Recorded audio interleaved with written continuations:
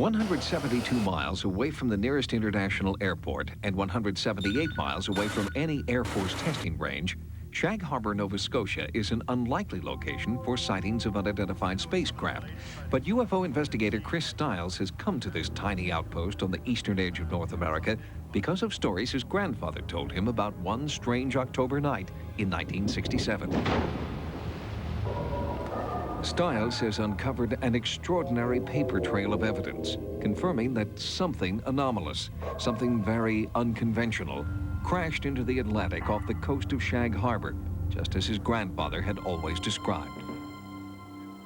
He told me about a 60-foot disc with 4 bright white lights that had hovered for a time in the air, tilted at a 45-degree angle, and slid down and hit the water surface with a loud noise. Nearly 30 years after the crash, Stiles has discovered that there were many other eyewitnesses who still remember the crash like it was yesterday. We thought it was a plane crash. The way it turned out was, we don't know what it was. Laurie Wickens is a local fisherman, born and raised around Shag Harbour. He was driving at night with several friends when he spotted the strange craft. We just come over that hill and we was driving towards Woods Harbour and we see lights. We thought it was an airplane that was coming on and going off, 4 in sequence. 1 would come on, and 2, and 3, and 4, then they'd all be out for a few seconds, then it'd start over. Wickens and his friends saw the object crash into the harbour. They called the RCMP, who responded to the impact site. At that time, there was a single light, maybe a half-mile offshore, quite visible, but it was really dark. I was left on shore to keep an eye on the light and to watch where, if anything happened to it, and briefly interview the witnesses as I was doing it. Within 5 minutes, 7 minutes, the light extinguished. The RCMP alerted the Coast Guard, and until they arrived, local fishermen scoured Shag Harbour looking for survivors of what was thought to be a light plane crash. Captain Lawrence Smith was among the first to reach the impact site. All I saw was some heavy yellow foam floating on the water. It was thick like shaving cream, but it was about 3 inches thick on top of the water. There was no smell. And I thought then, well, you know, if a plane crashed and it skidded across the water for a ways, that it wouldn't make a foam. But then I couldn't figure out why it would be yellow. Early search and rescue efforts were conducted in full view of the public. Films were made. Newspapers carried the story as front-page news. Then, without warning, there was no more public disclosure. Chris Stiles believes this is because of what may have been found there. I believe that this was a device, possibly a craft, possibly a probe, from another intelligent civilization, not of this earth.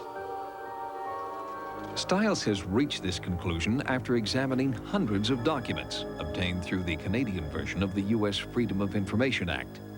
Among the documents he has uncovered is this Canadian Armed Forces memo stating that the Rescue Coordination Center conducted preliminary investigation and discounted the possibilities that the sighting was produced by an aircraft, flare, or any other known objects. There were a number of related sightings that night.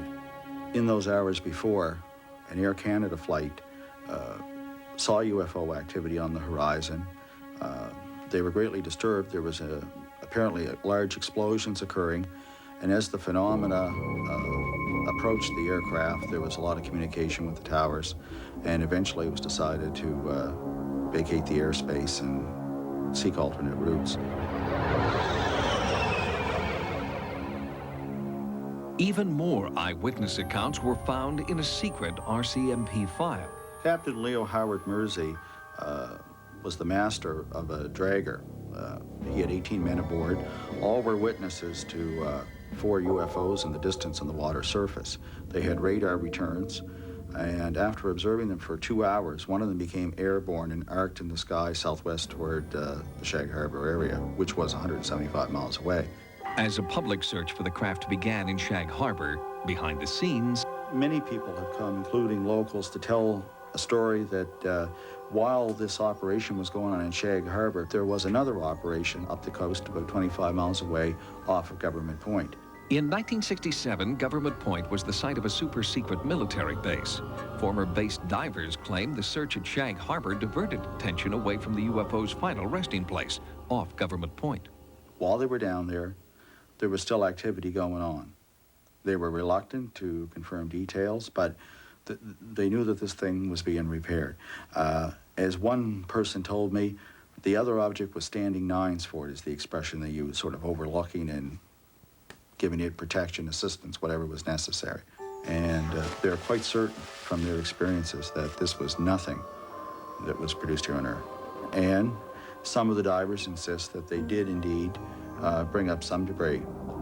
Stiles searched for documentation to support the divers' claims and found it in this letter written 2 months after the Shag Harbour incident. It specifically mentions DND, Department of National Defense, UFO material available for review. Based on this information, Chris Stiles is mounting a recovery operation to search for more UFO debris. Sightings will document this search and bring you the findings on an upcoming edition of our program.